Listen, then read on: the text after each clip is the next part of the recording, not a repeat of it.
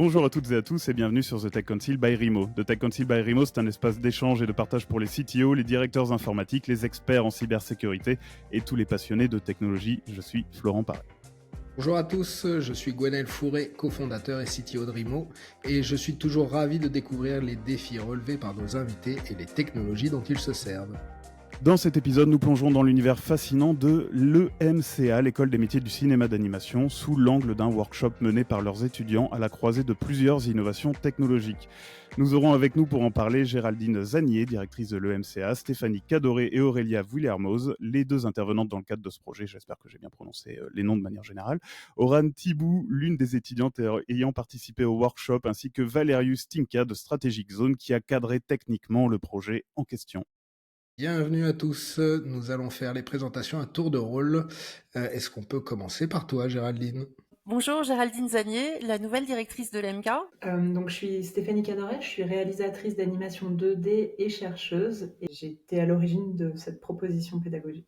Bonjour, je suis Aurélia Vuillermoz, je suis artiste visuelle et designer graphique et j'ai co-animé avec Stéphanie l'atelier IA, enjeux et perspectives. C'est Oran Thibou, je suis étudiante à l'EMK en Master 1.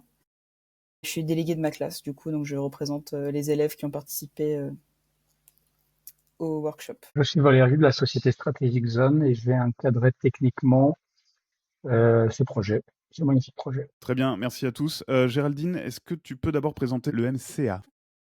Oui, donc l'EMK est une école de la Chambre de commerce et d'industrie de la Charente. On est basé à Angoulême et c'est une école qui est soutenue par le pôle Image Magélis.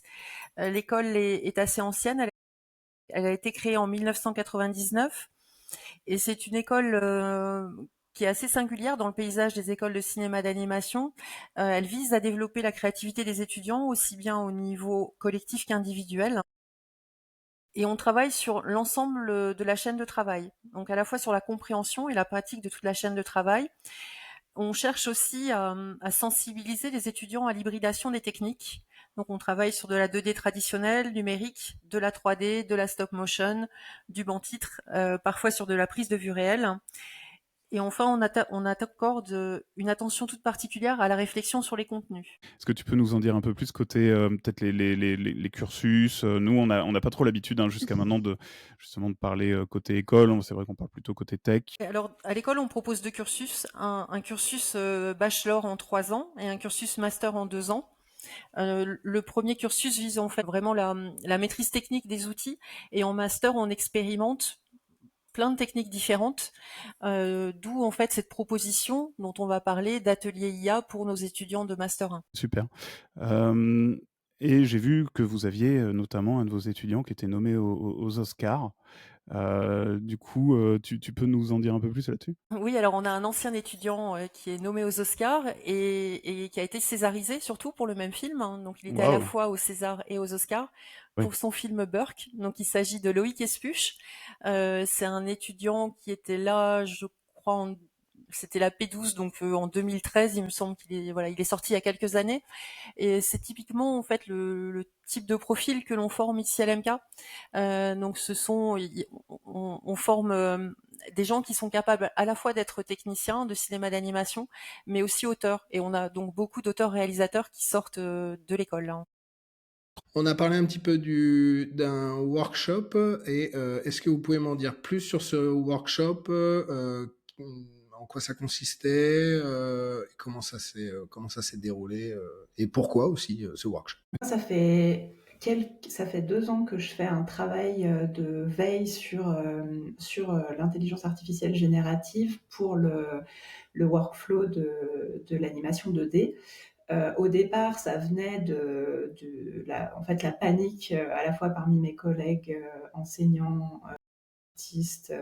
Et donc la question de départ, c'était est-ce que vraiment il y a quelque chose à craindre ? Est-ce qu'il y a quelque chose à craindre ? Et donc voilà, donc de ce travail de veille, on en est arrivé à un travail de collaboration avec Aurélia et puis l'autre Stéphanie, qui est notre technicienne qui nous fabrique les workflows. Et en fait, en gros, on avait chacune des problématiques particulières. Donc moi, plutôt orientée autour de l'animation 2D. Aurélia graphisme et puis Stéphanie plutôt la photographie. Et donc, on a commencé à faire un travail de recherche autour de ça et on a proposé ce workshop. Enfin, du moins, c'était une demande de Géraldine aussi, finalement, de faire une intervention sur l'IA à l'EMK. Et donc, en gros, c'était vraiment la réunion des recherches théoriques avec nos expérimentations techniques sur Stable Diffusion Confi UI, donc plutôt de l'open source, et avec comme enjeu principal, comment est-ce qu'on peut personnaliser les outils? Parce que quand même, ce qu'on voit principalement de l'IA générative, c'est des formes hyper normatives, enfin on peut voir le style Midjourney, quand on connaît suffisamment, on peut les reconnaître.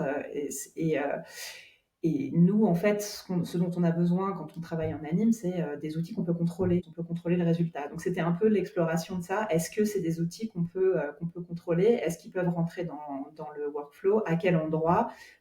Et comment on peut s'en emparer? Et surtout, les personnaliser au maximum. Donc, c'était vraiment ça, un peu la problématique du workshop. Ok. Si je peux ajouter quelque chose, c'est aussi qu'on a pensé une progression en fait, parce qu'on savait qu'on s'adressait à des gens qui pouvaient aussi bien avoir déjà manipulé des outils existants d'intelligence artificielle ou des gens complètement néophytes. Donc l'idée, ça a été de préparer un programme en 5 jours avec une finalité dès le départ, qui était de produire une petite séquence, une petite forme séquentielle, animée, et de passer par plusieurs étapes, de commencer par concrètement le premier jour, c'était travailler sur l'intention, une idée de scénario et utiliser des LLM à la fois pour les scénarios, mais surtout comme outil critique en fait, et recul sur la note d'intention. Et ensuite, de passer par des différentes étapes via des workflows et des outils pratiques, donc dans Confi en appelant des modèles open source de Stable Diffusion, pour passer d'une image statique qu'on contrôle d'abord par le texte, puis en mettant une image d'intention, puis progressivement d'introduire de plus en plus de contrôles avec les outils qui sont les contrôles nets, les IP adapteurs, et puis pour emmener tout le monde jusqu'à faire son propre modèle personnalisé, donc les LoRa, ce qui a été une grosse bascule, mais je pense que Oran confirmera dans le workshop. Tout le monde, tout d'un coup, voit la potentialité des outils.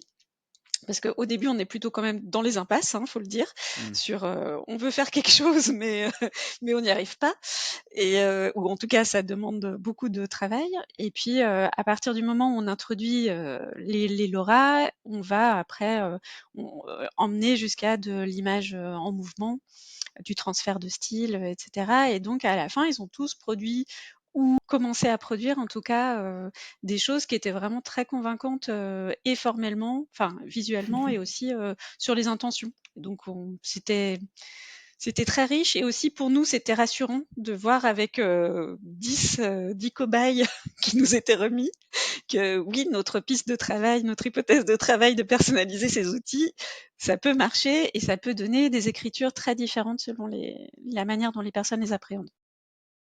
J'aimerais juste revenir sur l'objectif en fait du workshop. À l'origine, c'est que toutes les écoles et tous les étudiants s'interrogent sur l'IA. Il y a beaucoup d'angoisse en fait de la part des étudiants sur les intelligences artificielles et si ça va impacter leur travail, si ça va les remplacer ou non.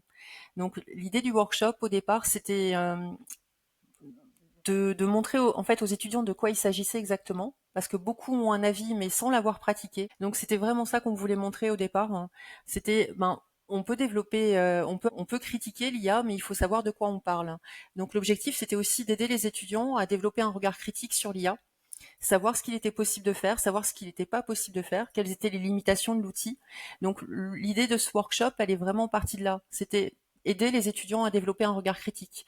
L'idée, c'était pas du tout de les inciter en fait à utiliser l'IA, mais c'était de savoir comment on s'en servait, ce qu'elle pouvait faire et ce qu'elle ne pouvait pas faire. D'accord, oui, c'est plus clair, oui. Et, et les étudiants étaient, donc les 10 cobayes ont été choisis aléatoirement. C'était comment ça se passe des workshops comme ça? C'est une inscription, il faut être dans une année particulière ou c'était Obligatoire. D'accord. C'était un workshop obligatoire et c'était pour tous les Master 1, donc les 4e années de l'école. Ce qui était intéressant, c'est qu'on a fait un petit sondage en début d'atelier. On a demandé qui avait déjà utilisé l'IA, qui ne l'avait jamais utilisé. Et en fait, on était à peu près à moitié-moitié. D'accord. Ouais, pas plus. Très bien. Donc, qu'est-ce qu'il en est ressorti un petit peu de ce workshop? Est-ce qu'à la fin, les étudiants ont été rassurés par rapport à leur avenir en tant qu'artistes? Est-ce qu'ils ont vu ça comme potentiellement des outils qui leur permettraient d'avancer? Peut-être, qu'est-ce qui en est sorti de ce workshop pour vos étudiants? Peut-être qu'on laisse la parole pour à les Oran en étudiants, premier. Ouais. de ce que j'ai ressenti, c'est globalement, ils n'étaient pas forcément rassurés pour leur avenir, mais comme ils connaissaient mieux l'outil, ils savaient à peu près mieux à quoi s'attendre, même dans les nouveautés, les choses qui allaient arriver. Alors que quand c'est l'inconnu, c'est le noir, on n'a aucune idée de ce qui va arriver. Et là, ils avaient quand même une meilleure idée de ce qui pouvait arriver. Donc, même si certains, effectivement, que vous l'avez mentionné plus tôt, étaient complètement opposés, même à l'idée de faire de l'IA, et comptaient venir que pendant 1 heure le premier jour pour voir ce que c'était par respect pour l'école et ensuite partir. Et en fait, ils sont tous restés jusqu'à la fin de la semaine et ils ont été assez intéressés du début à la fin. Donc je pense que ouais, en fait, ils étaient rassurés, mais plus curieux au final. J'irai pas jusqu'à dire qu'ils utiliseront plus l'IA dans leur travail, mais ils sont peut-être moins réticents à en parler autour d'eux. D'accord. Et toi, ton avis sur la chose, du coup? Sur ça, personnellement, moi, Ouais. j'utilisais déjà l'IA avant cet atelier. C'est un outil que je trouve assez intéressant. Que ce soit juste pour le processus créatif, la recherche d'idées, etc., pour m'aider un peu comme une personne avec qui parler pendant que je prépare un projet ou pour me trouver des idées d'images ou de choses comme ça. Après, je sais que c'est pas du tout généralisé comme sensation. Généralement, au sein de ma classe, avant cet atelier, on va dire, j'avais la sensation que c'était pas forcément une discussion qui était possible d'avoir. Mais oui, non, moi, c'est quelque chose qui m'intéresse pas mal et je suis assez contente d'avoir pu apprendre ça aussi pendant le workshop. Enfin, on a pu vraiment pousser des connaissances au-delà de ce qu'on peut avoir en surface avec ChatGPT ou d'autres outils libres d'accès. Mais sur nos petites machines, on va dire que là, on avait vraiment la possibilité de toucher à quelque chose de plus gros. Donc, c'était assez intéressant. Ok. Quoi les défis de ton côté? Les défis, ça a été de faire fonctionner les LoRa pour moi. En fait, les défis pour tout le monde, je pense, ça a été de réussir à avoir un vrai dialogue avec l'IA, enfin réussir à fabriquer quelque chose qui nous intéressait, parce que on peut générer plein de choses qui ont aucun sens et en fait ça nous sert pas beaucoup. Il y a beaucoup de fois on lui demande de faire quelque chose de très précis, il veut absolument pas suivre ce qu'on veut, c'est parce qu'on parle pas sa langue, parce qu'on sait pas prompter. Et à l'inverse aussi des fois c'est juste des fois il veut pas. Je dirais que c'était ça la partie la plus compliquée, c'est vraiment qu'on a beaucoup ramé. Et en même temps, en fait, c'est ça, c'est que d'un côté, on est surpris, et en même temps, les choses qu'on reçoit, c'est-à-dire qu'on est surpris les 3 premières fois, et à force, après, les 20 fois d'après, c'est moins surprenant et plus agaçant. Disons que, voilà, on sent qu'il y avait des limitations pour le moment, que ça soit parce qu'on n'était pas très renseigné, ou parce que, je sais pas, je pense que l'outil aussi est pas forcément développé à sa pleine capacité, c'est encore en développement, mais c'était quand même assez impressionnant. Ok. Je confirme, hein, Oran, moi la semaine d'après l'atelier, le workshop, je suis allée à Rennes aux rencontres Creative Machine. Donc en gros, ça fait un point, on avait plein d'outils à disposition et c'était un point avec plein de professionnels sur comment faire un film en un jour et demi. Quand tout le monde débriefait de ce qu'il avait réussi à produire au bout d'un jour et demi, c'était bon, alors on a eu tel problème, on a voulu faire ça, bon, finalement, faut apprendre à lâcher prise. Bon, Et c'est ce qui et est, voilà, donc il y a 1000 essais avant de trouver un truc qui fonctionne. Enfin, et ceux qui avaient été le plus portés, ce sont ceux qui ont fait le choix, parce qu'ils n'avaient pas beaucoup de temps, parce qu'ils étaient co-organisateurs, de se dire on va se laisser complètement guider par ChatGPT. Et voilà. Ok. Mais ils ont quand même eu des problèmes. Et parce qu'on a évoqué les LLM, on a évoqué les LoRa. Pour les gens qui sont peut-être pas forcément familiers avec tous ces termes, est-ce que vous pouvez nous expliquer, peut-être Aurélia, en quoi ça consiste et qu'est-ce que c'est? Alors, alors déjà, il y a différents intelligences artificielles. Donc la plus connue, effectivement, c'est ChatGPT, OpenAI, et c'est Midjourney pour l'image, beaucoup qui est très dominante, ou Runway pour la vidéo. Et en fait, chacun s'appuie sur ce qu'on appelle des modèles, qui sont en fait des manières d'entraîner à partir d'images existantes pour pouvoir ensuite créer de nouvelles images. Et nous, on a fait le choix d'aller sur la solution open source qui s'appelle Stable Diffusion, donc de la société Stability AI. Et on l'utilise par une interface, un logiciel qui s'appelle Comfy UI, qui est un système nodal et qui permet donc d'appeler un modèle. Donc, alors il y a Stable Diffusion, mais il y a aussi Flux, il y a One, enfin bon, il y a toutes sortes de modèles dédiés à différents outils, soit de la vidéo, de l'image fixe, enfin, voilà. Et ensuite, on peut coupler ça à des fonctions plus précises qui permettent d'introduire plus de contrôle. On a évidemment des zones de texte où on prompte un texte positif pour ce qu'on veut, un texte négatif pour ce qu'on veut pas dans l'image. Et puis ensuite, on peut associer par exemple ce qui s'appelle un contrôle net. Donc c'est par exemple open pause. Donc je vais prendre une pause. Il va reconnaître ma pause et il va appliquer ensuite sur ce squelette-là la forme que je vais lui demander. Par exemple, si je veux me transformer, je sais pas, en gros monstre bleu poilu, par exemple, bah, il va me faire un gros monstre bleu poilu dans la pose que j'aurais prise à ce moment-là et qu'il aura détecté. Voilà. Ça, c'est pour la base. Donc, c'est vraiment les modèles, c'est le gros système qui permet de générer l'image. Et en dessous, il y a des sous-modèles qui sont des modèles plus spécifiques, ce qu'on appelle les LoRa, et qui permettent en fait de partir de ses propres images à soi. Mettons, bah là, ce qu'on a fait avec le groupe d'étudiants, c'était les carnets de croquis, et d'entraîner, de fournir, je sais pas, 10 à 50 images pour enrichir le modèle et faire un sous-modèle qui s'appelle un LoRa, ce qui permet ensuite de l'appeler et de lui demander de faire des images dans le style précis sur lequel on l'a entraîné. Donc, bah, sur les carnets de croquis, c'était bluffant parce que bah, chacun a reconnu son style. Donc ça a été le moment vertige des primes de l'atelier et en même temps complètement fascination parce que bah, voilà, on pouvait demander absolument n'importe quoi, c'était super. Et puis, il y a eu aussi une des participantes qui faisait de la stop motion, donc qui a entraîné. En plus, elle avait une 50aine d'images, donc elle avait vraiment un très bon échantillon d'images. Et donc, c'est des scènes de prise de vue de scènes d'animation. Et donc, elle voulait faire des marionnettes et elle s'est créé un modèle absolument fantastique pour créer des scènes où on dirait vraiment qu'on est face à un set d'animation traditionnel 3D et on voit des petites photos prises de mise en scène qu'elle aurait manipulées. Je Ah pense oui, juste marrant, à je l'aurais quelque pas chose. imaginé dans le cadre du stop motion. Non, pas de souci, c'est juste pour préciser parce que vous avez dit on nourrissait avec nos images. Je sais que c'est quelque chose Oui. qui peut être assez sensible pour les gens de penser Oui. nourrir l'IA avec nos images, mais c'était en local. Du coup, on nourrissait pas, il me semble, la machine Absolument, oui. d'internet, ce qui fait peur tous les artistes en fait. C'est que du coup, c'était contrôlé. Très bonne remarque. C'est aussi grâce à Valériou qu'on a pu justement, parce qu'il faut quand même beaucoup de puissance de calcul et donc des machines qui suivent.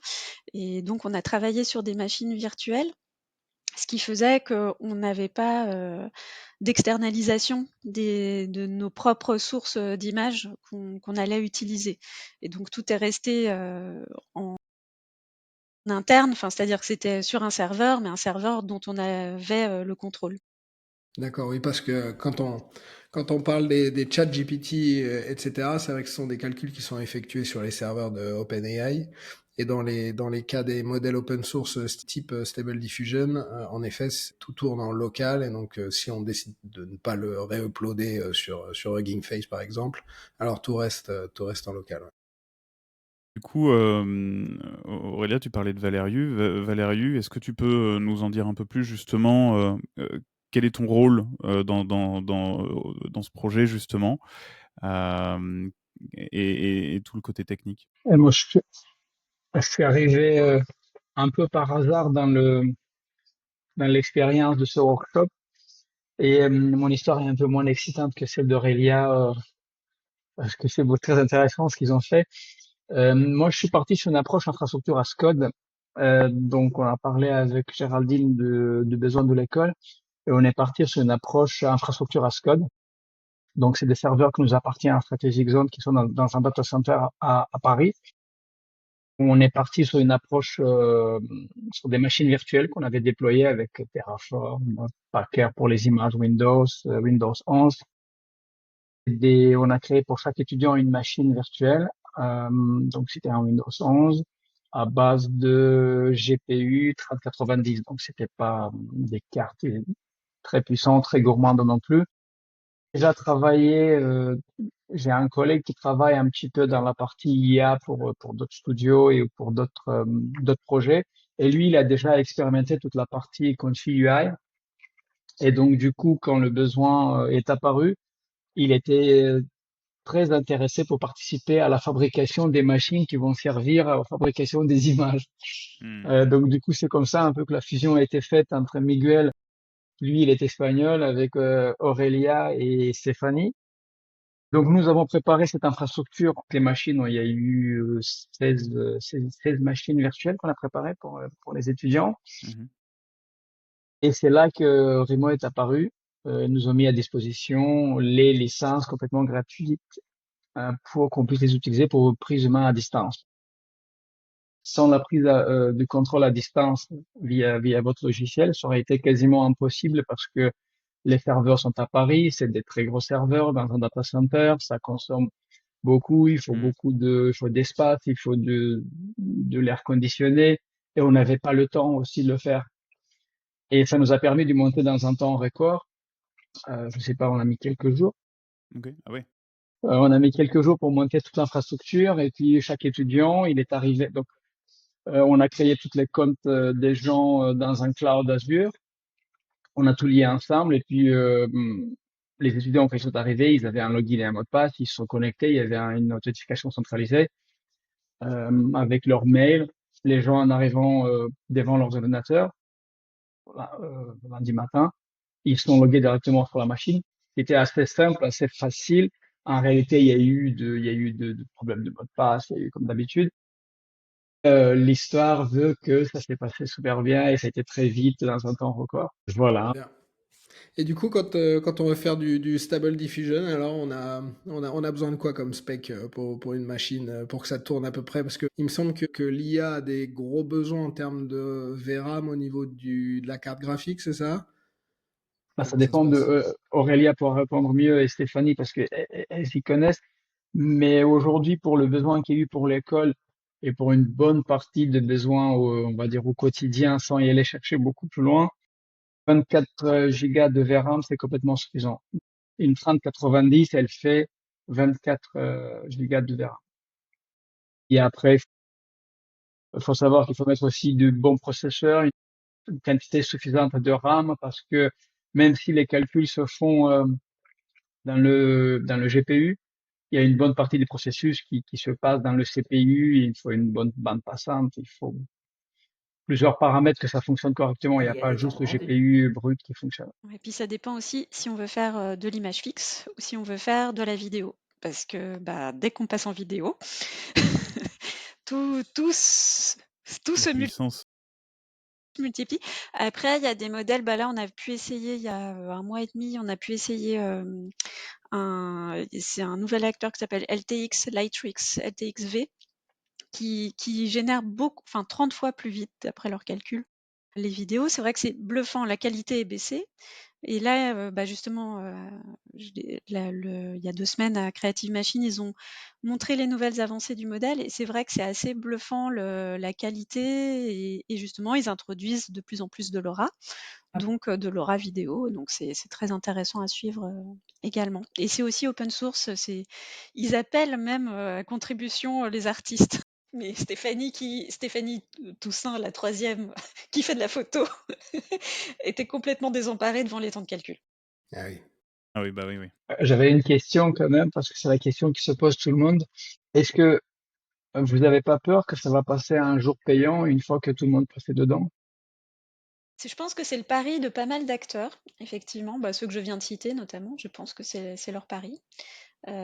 Après, à partir du moment où on a les outils actuels qui sont en open source, qu'on les a, on pourra toujours les faire fonctionner. Il est possible que ça devienne payant. Après, j'ai l'impression que la monétisation de ce système, elle se fait plutôt justement sur les outils de Après, c'est sûr que c'est ce qui semble se dessiner, effectivement, que les gros acteurs se rendent indispensables et ensuite nous infligent des abonnements prohibitifs. L'avantage de l'open source, c'est que protège de ça dans une certaine mesure. Cela dit, ça implique aussi beaucoup plus d'huile de coude en fait. Enfin, l'open source, ça veut dire beaucoup plus d'implication de l'utilisateur. Et justement, d'un point de vue utilisateur, comment ça s'est passé pour toi, Oran? Pour quand on a utilisé Utiliser les outils, les rendus, à distance, ça a été quoi ton expérience de ce côté-là? Juste avec la connexion des ordinateurs à distance, on avait des sautes assez régulières en vrai du réseau. Je dirais que toutes les 4 heures, ça sautait une fois et puis après ça revenait. Ça allait, mais c'est juste que du coup c'était assez généralisé, on en rigolait un petit peu. Sinon, oui, non, pour l'IA elle-même, alors c'est très très long. Franchement, on a beau dire la 3D, la 2D, etc. De nos jours, les logiciels, ils font des rendus de plus en plus rapides. Et là, c'était vraiment très très long. On avait des rendus des fois qui pouvaient faire 8 heures, 10 heures. J'en ai laissé tourner toute la nuit. Et ça, c'est le même niveau que des rendus 3D sur des logiciels comme Maya, sauf qu'en fait, à la fin du rendu 3D, on sait ce qu'on aura. Là, un peu moins. Voilà. Mais ouais, non, franchement, ça dépendait complètement de ce qu'on lui demandait. Je trouve que globalement, on a été plutôt satisfait de ce qui s'est passé, de la vitesse de rendu, de l'efficacité de ce qu'on avait à disposition, on va dire. J'aurais pas grand chose à rajouter là-dessus, j'avoue. Ce côté-là, j'étais vraiment purement une utilisatrice, donc à part les quelques problèmes de mots de passe et d'ordinateur qui sautaient, on n'a pas eu vraiment de soucis auxquels on s'attendait pas, on va dire. On sait qu'on est sur un logiciel, on sait qu'on est en remote, enfin voilà, c'est pas... Je voulais réagir justement à ce qu'a dit Oran par rapport au saut de connexion. On n'a pas dit tout le contexte de comment ça fonctionnait, donc on a été accueillis dans le sein du campus de CCI Charente. Et donc, ils ont beaucoup de protocoles de sécurité qui sont en place, beaucoup de firewall, beaucoup de filtrage, surtout sur la partie filtrage et vérification des certificats HTTPS, donc les tunnels HTTPS, des faits refaits de l'autre côté, ce qui faisait que du coup, c'était un vrai challenge technique pour pouvoir passer de point A à point B. Donc, il y avait pas mal de barrières et même si on avait demandé qu'ils enlèvent certaines protections, donc ça n'a pas été accepté et je peux comprendre, c'est normal, toute la protection qui est en place. Mais malgré tout ça, on a quand même réussi à faire travailler tout le monde, même si c'est vrai que la session durait un certain temps et puis elle sautait. Et il fallait la réinitialiser. C'était la session internet qui se coupait en fait. Ils étaient, du coup, avec tous les protocoles de sécu, ils devaient passer en relais, non? Je pense que tout le monde était en relais. Ouais. Alors, s'ils étaient en relais, c'est peut-être aussi le serveur relais, surtout l'après-midi. Comme c'est un serveur qui est partagé avec tous les utilisateurs publics de Rimo. L'après-midi, ils sont pas mal demandés et notre cher hébergeur OVH a des protocoles de sécurité aussi. Et il y a tellement de paquets qui transitent avec tous les flux vidéo des utilisateurs qu'en fait, ils pensent que Rimo se fait attaquer. Et donc, ils coupent le serveur pendant quelques minutes. Régulièrement dès que trop d'images arrivent, et donc ce qui peut aussi provoquer ce genre de connexion. Donc c'est pas forcément aussi au niveau du data center. Mais il y avait Aurélia et Stéphanie qui étaient de temps en temps sur leur connexion 4G sur le téléphone portable, et du coup ça passait beaucoup mieux. Oui, d'accord, ok. Mais faut quand même bien noter que c'était dans un temps record qu'on a réussi à monter un workshop qui demandait beaucoup de préparation et beaucoup de vérification en amont. Et merci à CCI Charente qu'ils ont réussi en une journée, je crois, mettre tout à disposition avec les tablettes et tout. Et donc, c'était quand même... Juste pour revenir sur l'organisation, moi j'avais pas envisagé ces difficultés techniques. Et je voulais organiser un atelier sur l'IA. J'avais sollicité donc Stéphanie et Aurélia, et je pensais que ça allait être qu'il n'y avait pas de besoin particulier. Et Valériou était chez nous à ce moment-là pour un autre dossier. Et donc je l'ai sollicité, et heureusement, parce que je crois qu'on s'en serait jamais sorti. Et c'est vrai qu'il a réussi à mettre en place en un temps record en fait les machines virtuelles. Et c'est vrai, avec l'aide de la CCI, donc l'EMCA est une école qui dépend de la Chambre de commerce et d'industrie, et on est sur 2 sites, donc on n'a pas pu rester sur notre site de l'EMCA. On a dû déménager tout le monde et les tablettes, et on a dû déménager tout le monde sur un autre site de formation de la CCI, donc qui nous a fait de la place et qui nous a trouvé une salle et qui nous a accueillis. Donc tout le monde y a mis beaucoup de bonne volonté en fait pour que ça puisse s'organiser. Je crois qu'on l'a organisé en 3 ou 4 jours. Hein. Voilà. Ça a été, enfin, les installations techniques, on a fait ça en très peu de temps. Bien. Et, mais du coup, Aurélia et Stéphanie, vous étiez déjà donc sensibilisés à l'utilisation de l'IA, parce que j'imagine que c'est pas un workshop qui s'est improvisé comme ça, mais avec les connaissances que vous avez l'air d'avoir. Vous aviez déjà l'habitude de travailler avec l'IA ou de vous être renseigné en amont là-dessus? On fait des recherches depuis 2 ans à peu près quand même, donc Ah oui. enfin, on a commencé à en discuter de manière totalement informelle il y a 2 ans. Et progressivement, bah, en fait, on s'y est chacune mis. Et c'est vrai que pour le coup, on travaille tout en local avec nos machines. Moi, j'utilise une machine qui est pas, enfin qui est puissante, mais qui est un peu moyenne gamme. Enfin, ça marche bien pour After Effects, ça marcherait moins bien pour faire de la 3D, mais ça suffit en fait à faire des calculs en local. Donc, ouais, en fait, on avait un peu anticipé le fait que l'école aurait des machines qui suffiraient. Mais en l'occurrence, c'était pas si facile que ça. Mais ça s'est très bien résolu et c'est vrai que, enfin, tant du côté bah, de Valerio, Du coup, Strategic oui, c'est Zone, vrai que que Rimo, que la CCI, c'est vrai que tout le monde y a mis du sien pour que ça fonctionne et on a eu un peu peur le premier jour, mais ça s'est bien passé. Oui, Mais bravo, franchement, bravo, parce que c'est compliqué. Quand on a vu arriver, je sais plus qui est arrivé le vendredi midi et qui s'est excusé de ne pas avoir pu assister le matin, là on s'est dit waouh, ça c'est de la consécration. Après, il y a un côté un petit peu classe verte aussi, de prendre le bus tous ensemble tous les matins, on va dire, qui devait aider dans un sens. Puis enfin, le campus était très agréable, donc on était content de venir. Il y avait aussi peut-être la cantine que vous n'avez pas dans l'autre campus, à l'école Inter, La cantine elle-même était en que j'ai effet découvert aussi. un sacré motivateur, effectivement. Ça nous manque encore, je pense, aujourd'hui.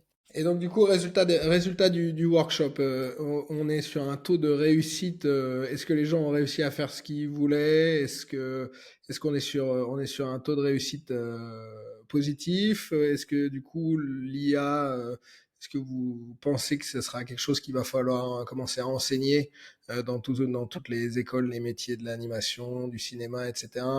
Est-ce que c'est encore trop récent? qui est en train de se profiler commence à devenir sérieux pour l'animation 2D. Cependant, ça reste quand même assez basse définition et assez difficile à contrôler. Donc, alors j'avais bien aimé ta conclusion, Oran, qui était, c'est pas juste appuyer sur un bouton. L'IA, ça demande quand même pas mal d'efforts et de travail pour obtenir quelque chose qui, sur le coup, est hyper gratifiant parce que il y a aussi un effet bandiment chaud en fait. On tente des trucs, ça marche pas, et soudain il y a un truc qui marche. Donc il y a un effet un peu dopamine comme ça, mais en réalité, ça reste des choses assez basse définition et pas si évidentes que ça à intégrer dans le workflow. Mais maintenant, on commence à avoir des choses émerger qui laissent présumer que ça va devenir sérieux très rapidement, en fait. Qui prend la suite? Je prends la Allez, suite. Oran. Ouais. Ah, d'accord. Bon, enfin, je pense que. Après, je vais juste faire écho globalement à ce que tu as dit, Stéphanie. Globalement, ce qu'on ressent, nous, c'est que c'est pas encore tout à fait assez abouti pour qu'on puisse en faire quelque chose de concret. Des films complets ou quoi que ce soit, ça peut nous aider comme accompagnant, mais vraiment comme outil, je pense que pour le moment, c'est encore pas assez développé, ou alors ça demanderait trop de travail pour apprendre à l'utiliser complètement, alors que bah non, on est formé sur d'autres choses, on fait de la 2D, de la 3D, etc. C'est pas une formation qu'on a ou qu'on a forcément envie de faire, parce qu'en tant qu'artiste aussi, on veut que ça soit une création qui vienne de nous plus que de l'ordinateur. Et en fait, quand on travaille avec de l'IA, c'est du 50-50, très honnêtement, même avec des LoRa ou quoi que ce soit. En fait, on sent qu'il y a quand même un échange qui se fait. C'est pas nous qui regardons dans la machine, c'est pas la machine qui prend le pas sur nous. C'est un peu un combat pour le pouvoir, et au final, c'est un featuring à la fin, quoi. Donc, Donc oui, non, je pense que c'est quand même important de continuer à enseigner, comme ce que vous avez fait en fait pendant la semaine, parce que ça a ouvert tellement d'esprit à la question de l'IA. Il y avait tellement de gens qui étaient complètement contre en arrivant, qui sont venus pour débattre avec vous et qui sont repartis en étant plutôt en paix avec eux-mêmes et avec cette idée. Et qui, peut-être même s'ils s'en servent pas après, sont quand même contents d'avoir appris des bases là-dessus et de pouvoir je sais pas à quel point ils pourront le transmettre autour d'eux, parce qu'aujourd'hui c'est encore un sujet qui est assez tabou dans le milieu de l'art, surtout chez les étudiants. Mais en tout cas, ça commence quelque part, et je pense que commencer à enseigner comme vous l'avez fait, ça permet de transmettre cette idée qui de toute façon va s'installer. On entend de plus en plus de professionnels, nos intervenants, etc., qui nous parlent de ça, qui nous parlent de l'IA, du fait qu'ils s'en servent ouvertement pour aller plus vite, quoi. Ouais, je pense que c'est assez nécessaire et qu'il faut juste continuer à l'enseigner, même si pour le moment c'est pas encore assez concret pour qu'on puisse s'en servir aussi fluidement qu'on le voudrait, peut-être pas comme dans les films de science-fiction où on peut juste toucher comme ça. Et c'est effectivement plus compliqué qu'appuyer sur un bouton. D'accord. Et je retiendrai cette phrase magnifique qui était que l'utilisation de l'IA, c'est un combat de pouvoir et à la fin, c'est un featuring. J'adore. J'adore. Je pense que ça va être un extrait. On va le mettre avec des petits effets sur les réseaux. Là, ça va être Super. parfait. Vraiment, Génial. c'est nickel. Ravi. Aurélia? Alors moi je dirais que c'est important, en tout cas, je sais pas si c'est enseigner à proprement parler, mais en tout cas expérimenter. Et aussi pouvoir adopter justement un regard critique, avoir des éléments d'appréciation, comprendre limites, perspectives, enfin qu'est-ce qui est faisable, qu'est-ce qui est intéressant ou pas. Ça, je pense que c'est bien. Et d'ailleurs, moi, ce que j'ai beaucoup apprécié pendant la semaine de workshop, c'est qu'on a eu des échanges vraiment riches avec tout le groupe, et qui nous confrontait nous aussi à nos questionnements, hein. Enfin, nous aussi, on a des questionnements éthiques, philosophiques, écologiques. Enfin voilà, il y a tout qui est passé. Pour autant, moi, ce que je trouve intéressant dans l'approche, en tout cas, qu'on propose, enfin, c'est aussi parce que c'est nous, notre manière de voir notre intérêt là-dedans, c'est le fait de pouvoir créer ces outils sur mesure. Dans le sens où là, on avait fait un parcours d'exercice pour appréhender de personnes qui connaissaient rien jusqu'à maîtriser un petit peu plus. Mais en l'occurrence, moi, ce que je vois comme perspective, c'est pouvoir me faire des outils dédiés à ma pratique et pouvoir implémenter ça dans mon processus de travail, et d'avoir vraiment quelque chose de sur mesure qui va me faciliter des étapes que je peux trouver laborieuses, par exemple. Oui, comme les outils que tu vas créer pour ton Maya. Exactement, Oui. exactement. Et ce que j'ai vu aussi, c'est que comme les modèles, ils sont quand même principalement entraînés sur des photos prises de vue réelle, ou sur des représentations 3D. Dès qu'on est en fait quelqu'un qui travaille, qui vient du milieu de la 3D, donc ça c'est ce que j'ai vu à Rennes, ben c'est beaucoup plus simple d'obtenir des résultats plus convaincants, parce qu'en fait l'outil est formaté pour. Et nous, avec notre approche à 2D, animation 3D, ou envie d'avoir un rendu plastique plus personnalisé, bah, c'est sûr qu'on se complique la tâche. Voilà. Mais c'est pas pour autant que c'est pas intéressant et que ça peut pas potentiellement encore nous apporter des facilitations de production. D'accord. Et Valériou, est-ce que tu ressens un shift dans les demandes que tu as, toi, au niveau de ta clientèle? Est-ce que tu as de plus en plus de demandes d'IA? Est-ce que ça reste assez anecdotique? Comment ça se passe de ton côté? C'est assez tabou pour le moment.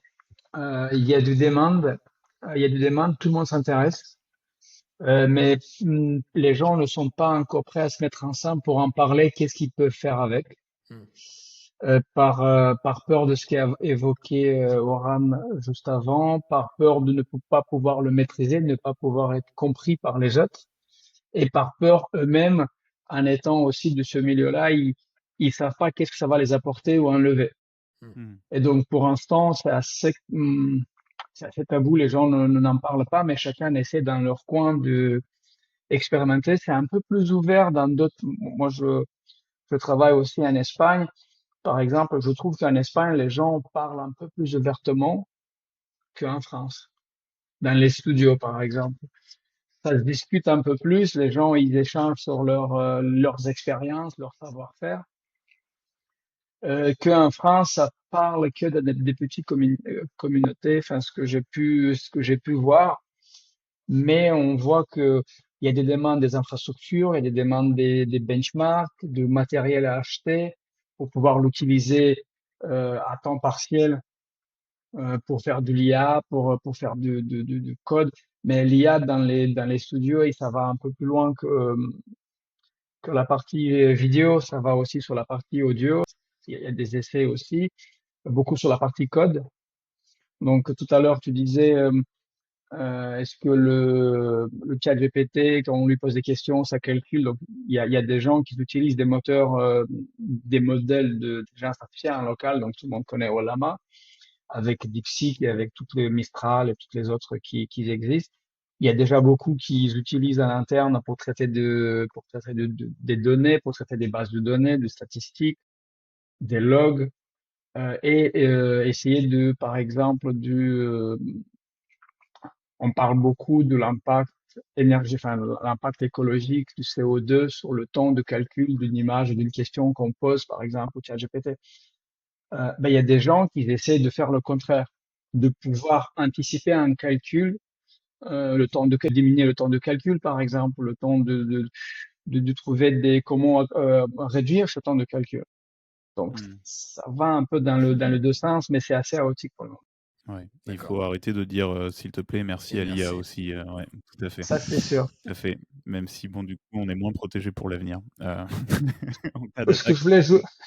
je voulais juste ajouter par rapport à l'IA de manière générale, c'est que je considère que c'est un outil que on doit maîtriser de plus en plus. C'est comme le smartphone. Si on va pas savoir le maîtriser, si on sera pas très vite euh, habitué à l'avoir au quotidien, détecter qu'est-ce qui est réel, qu'est-ce qui n'est pas réel, comment l'utiliser, comment le maîtriser, on va se retrouver avec deux mondes différents. Ceux qui sont assistés, misés et à une future, comme dit Oran, on va plus loin.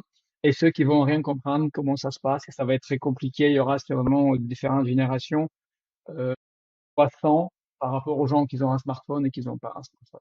Qu'on la veuille ou pas, ça peut être très triste pour certains, joyeux pour d'autres, mais c'est un vrai débat et je pense qu'il faut plutôt accompagner que fermer les yeux et dire qu'on est plus malin et qu'on est très intelligent. Et Géraldine, du coup, Oui, pour l'école, en fait, je pense vraiment que c'est le rôle de l'école d'informer et de former les étudiants. Donc l'atelier qu'on a mis en place cette année pour les Master 1, on le réitérera l'année prochaine. Et il y a un vrai tabou sur ce sujet. Moi, j'étais un peu inquiète quand, enfin, j'en avais parlé à Stéphanie et Aurélia. Je suis allée voir les étudiants plusieurs fois pour expliquer en fait l'objectif du workshop, parce que j'avais peur que les étudiants refusent tout simplement de venir. C'est ce qui a pu se passer dans d'autres écoles. Donc pour moi, c'est vraiment le rôle de l'école de former les étudiants, de leur expliquer ce qui est en train de se passer, de comprendre aussi la transformation des métiers et toutes les compétences qu'il va falloir développer pour pouvoir continuer à trouver de l'emploi. On n'a pas vraiment parlé de ces compétences effectivement à développer, mais nous on est une école qui est très créative et on va essayer de développer encore davantage la créativité, la connaissance des auteurs, voilà, la culture générale. Enfin, c'est des choses qu'il faut absolument développer pour pouvoir continuer à, à trouver du travail. Je pense que on pourra pas passer à côté. Et là, moi, je suis plutôt satisfaite en fait de la réaction des étudiants qui m'ont prévenu au début, qui sont venus me voir pour me dire, nous, on veut bien essayer, mais on viendra la première demi-journée pour écouter. Mais en tout cas, on veut pas tester, on veut rien essayer. Et au final, voilà, ils ont voulu essayer et je pense que c'était bien pour eux. Voilà. Et ça ne remplacera jamais les connaissances, la culture générale ou plus avancée des métiers de l'animation et du cinéma.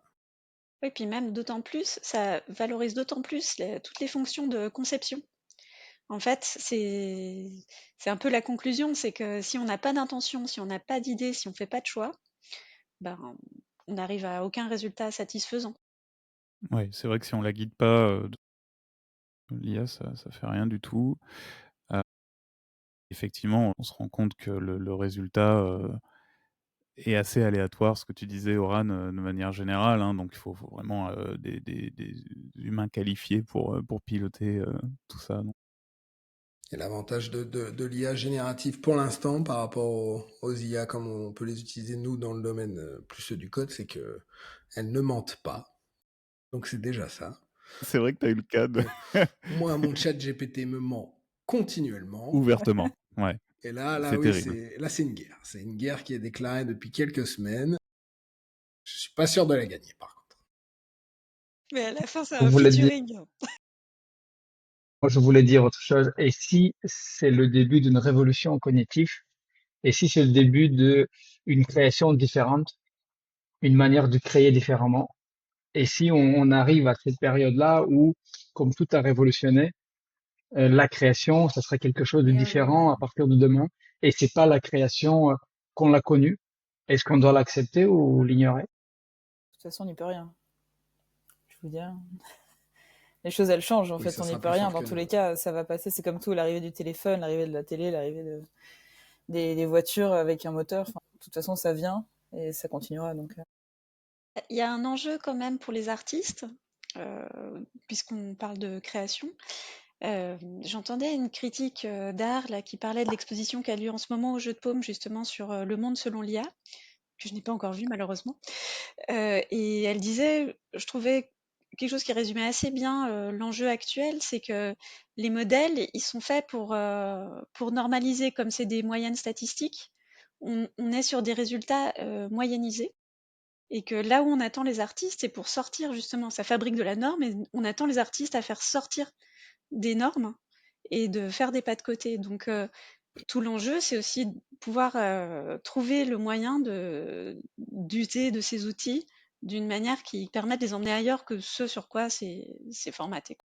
J'ai l'impression que ce qui est en train de se profiler, c'est vraiment le fait qu'il faut forcément quelqu'un, à la fois pour fabriquer les matières premières qui vont nourrir les modèles, et à la fois quelqu'un pour poser le cadre de départ, parce que justement, comme l'IA, elle est imprédictible, elle produit des résultats qui ne sont pas reproductibles, donc elle hallucine. Finalement, l'utilisation qui est en train de se généraliser dans les différents champs dans lesquels je suis allée voir ce qui se passait, c'est finalement créer une ontologie, un cadre de contraintes, utiliser l'IA pour broder dessus, donc produire du détail, et puis ensuite une retouche à la main à la fin. Et ça, que ce soit pour faire du scénario pour du jeu vidéo, du serious game, que ce soit pour faire de la simulation de combat, que ce soit pour ce qu'on a fait nous dans ce workshop, c'est un peu ça qui est en train de se mettre en place. Et donc, il faut de l'humain au début et à la fin de la chaîne. L'IA générative, elle vient juste se placer au milieu pour créer de la densité qu'ensuite on peut élaguer. Dans ce cadre-là, il est possible qu'elle fasse gagner du temps, oui. C'est exactement ce qui se passe aujourd'hui sur la partie IA au niveau du code. Pour ceux qui utilisent pour le code, l'humain arrive, il va lui donner le contexte, et il dit fais-moi un programme ou fais-moi un script pour faire ceci. Donc l'humain, il est au début.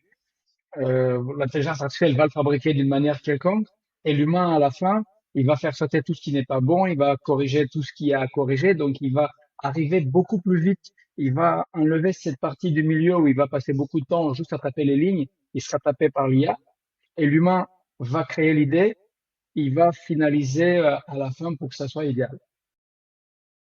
Et donc il faut des connaissances pour pouvoir critiquer. Oui, et oui. Et il faut des connaissances pour pouvoir se rendre compte que l'IA t'a fait perdre 1 heure parce qu'il racontait que des conneries. Et qu'il mentait. Et qu'il mentait.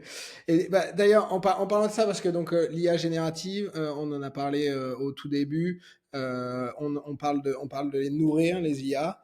Est-ce qu'il n'y a pas un risque que, parce que maintenant on fait une recherche sur Internet, on fait une recherche d'images, et dans la première page, on va souvent tomber sur des images qui seront générées déjà par l'IA.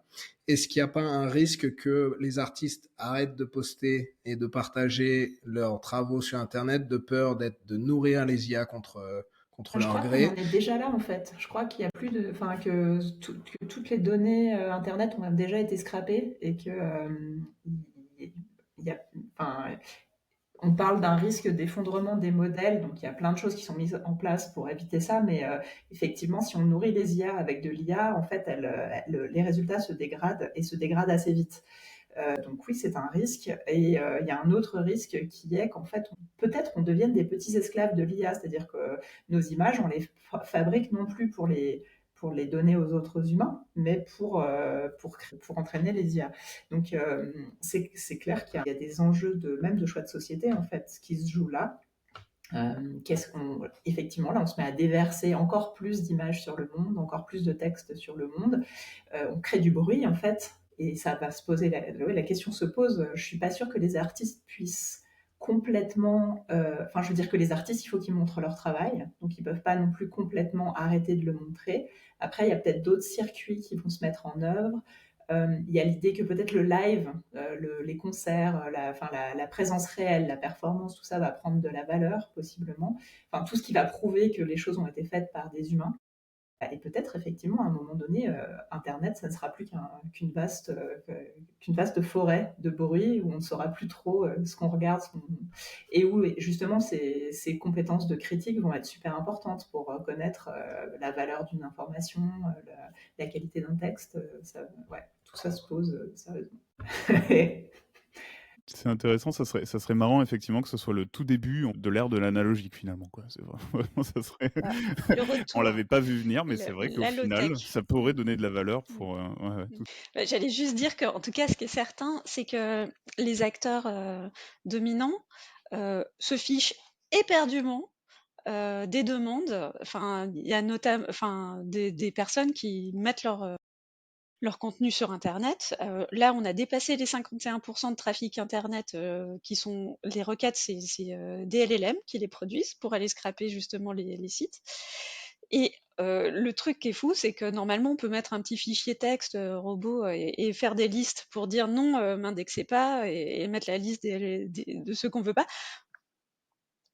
Il y a plusieurs exemples pris la main dans le sac. En fait, c'est tout des requêtes OpenAI, Meta, Amazon, etc. Enfin, ils en ont rien à fiche, vraiment. Je voulais juste un C'est la truc du point de jungle. vue des utilisateurs, pour le coup.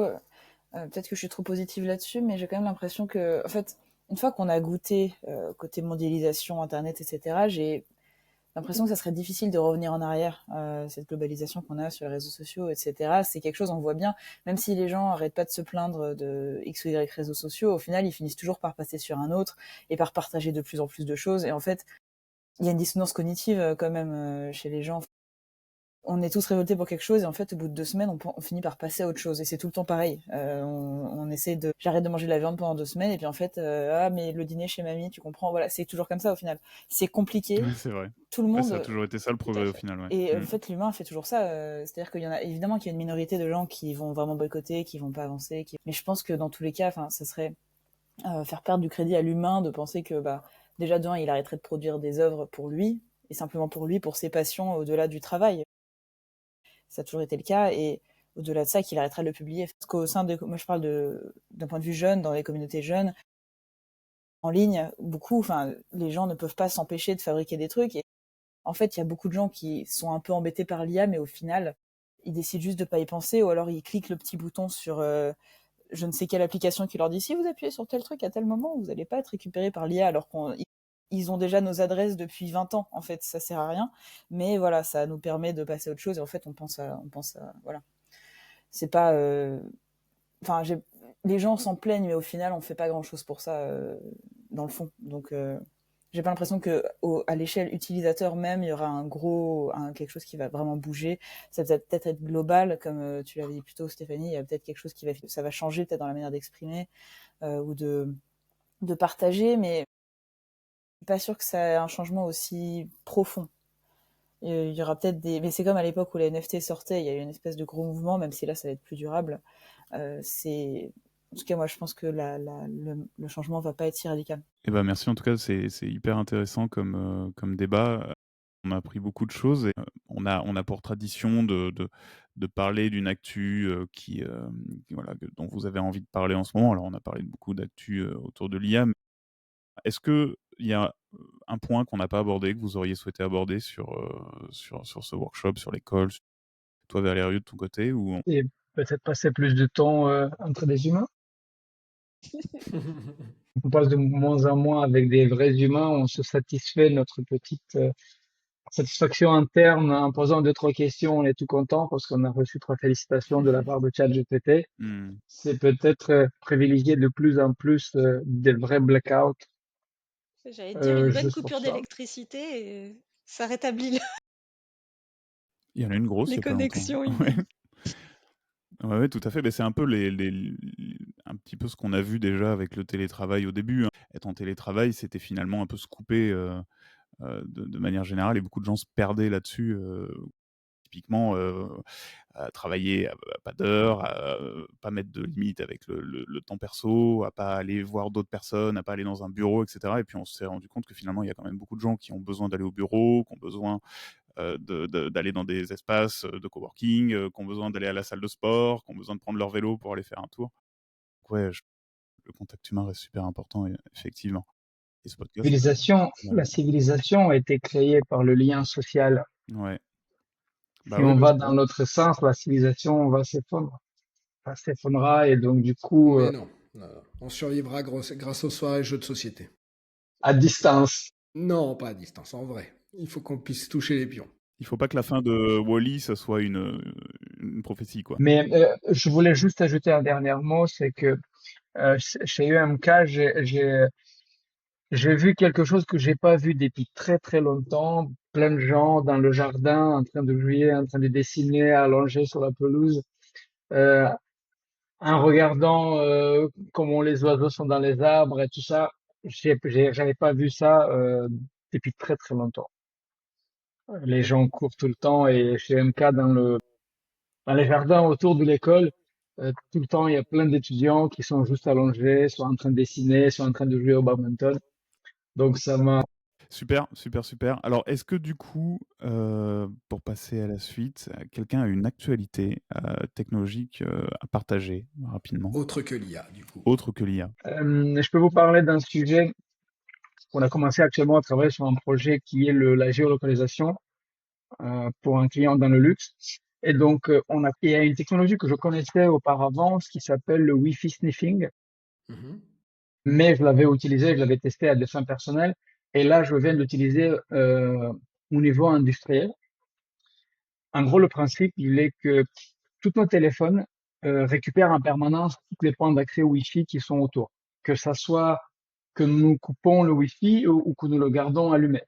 Donc, en gros, tous nos téléphones Android et iPhone scannent en permanence quand on se promène dans la rue, en permanence tous les points d'accès Wi-Fi. Et tout ça est partagé avec des serveurs Apple ou des serveurs Android. Et donc, en gros, moyennant 1 € par mois ou voire jusqu'à 10 000 requêtes gratuites par mois, vous pouvez récupérer les points d'accès autour de vous et demander à Google, par exemple, ou à Apple, où est-ce que je me trouve. Et donc, il vous retourne la géolocalisation GPS d'une précision beaucoup plus grande que si vous utilisez un tracker GPS, par exemple. Ah oui. Ouais.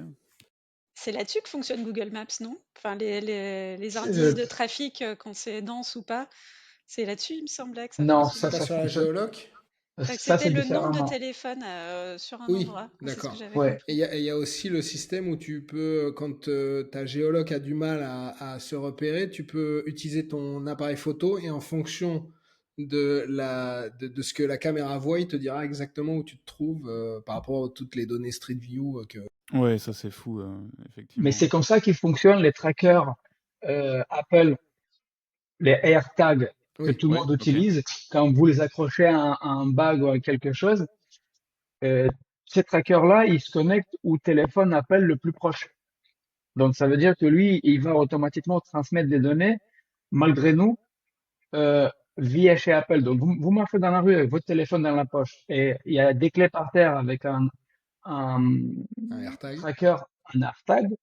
Lui, le téléphone, il va le détecter, il va pas vous poser la question, il va récupérer ces données, il va vous les envoyer à Apple. Il dit, tiens, je passais à côté, j'ai vu un AirTag par terre. Voilà. Et Et c'est pour ça Apple, que le soir, on n'a plus de batterie sur nos téléphones. Merci beaucoup. exactement.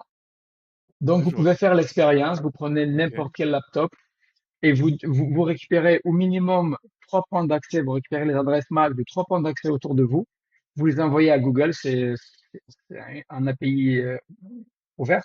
Vous envoyez à Google et vous leur dites, j'ai ces 3 points d'accès, j'ai cette puissance de signal. Et lui, il va vous dire, vous êtes là, telle longitude, latitude et C'est elevation. fou, j'aurais jamais pensé que c'était encore plus puissant que la puce GPS finalement. Dans le cadre de ce projet-là, on n'utilise quasiment pas de GPS. C'est que de géolocalisation urbaine et on utilise des petits trackers comme ça qui nous amènent à une autonomie jusqu'à 8-9 ans de la Ok. batterie, donc ça pareil comme ça. C'est peut-être une question très bête, mais quand vous êtes au milieu de la campagne, perdu au milieu de nulle part, qu'est-ce qui se passe? Comment vous Là, Vous on faites? êtes utilise le heureux. GPS. Mm. Là, Ok, on ouais. utilise le GPS parce qu'il n'y a pas les bâtiments Ouais. qui coupent C'est urbain qui principalement. cachent le ciel. Comme Je les vois. AirTags au final. Oui. S'il y a personne autour, tu le retrouves, C'est vrai que tu ça le prend retrouves le pas, relais. quoi. C'est vrai Ok, que- et ben super, merci Valério pour cette actu. Géraldine, j'aurais une dernière question. Quel conseil est-ce que tu donnerais aux jeunes talents qui souhaitent faire carrière dans les métiers du cinéma d'animation ou qui voudraient rejoindre votre école? C'est compliqué. Vaste sujet. Ce que je leur conseillerais, c'est d'être curieux, de s'intéresser à tout ce qui se passe autour d'eux. Et nous, on essaye de mettre l'accent sur l'hybridation des techniques. Et donc voilà, ça fait partie de la curiosité. Ça veut dire ne pas, même si on adore la stop motion ou la 2D traditionnelle, c'est aller voir ce qui se passe ailleurs parce que ça peut aider dans ses propres projets. C'est vraiment la curiosité de tout ce qui se passe autour de soi. Super, merci. Merci à tous du coup d'avoir partagé tout ça. C'était un premier numéro qu'on faisait avec autant de personnes dans le cadre d'un workshop, dans le cadre d'une école. Ça a été hyper passionnant de découvrir du coup le côté utilisateur, le côté intervenant, le côté tech, le côté direction de l'école. Merci beaucoup. C'était très précieux. On a eu de beaux débats en plus sur l'IA. Merci d'avoir partagé votre vision et votre expertise. C'était super cool.